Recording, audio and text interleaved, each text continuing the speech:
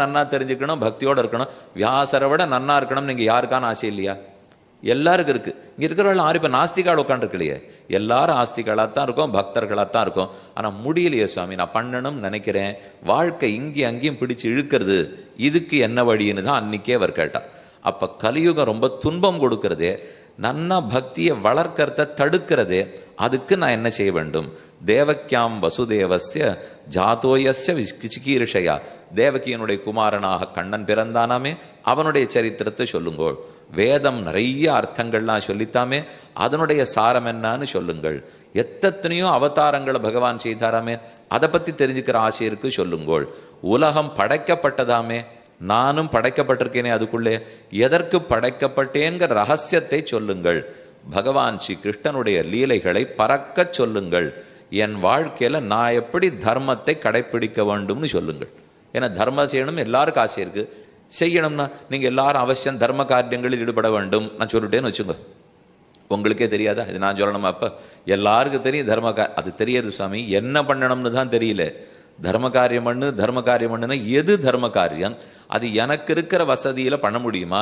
என்ன தர்ம காரியம் பண்ணுன உடனே முதல் சந்தேகம் என்ன தெரியுமா வரும்? எவ்வளவு பணம் செலவாகும்னு தோணும்.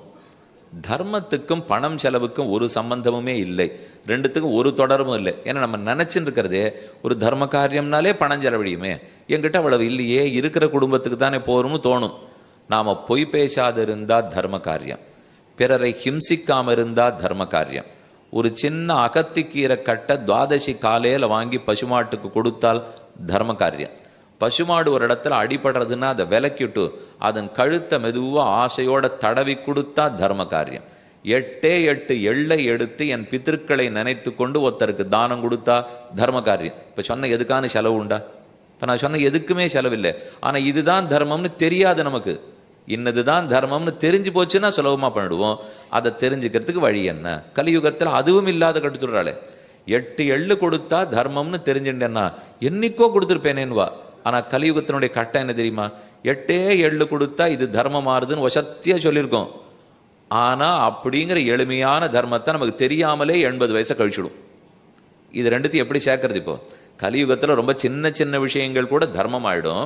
ஆனால் அந்த சின்ன விஷயத்தை நமக்கு தெரியாமலே மறைத்து விடும். அதனால கலி கொடுமைன்னு சொல்றதா, கலி எளிமைன்னு சொல்றதா,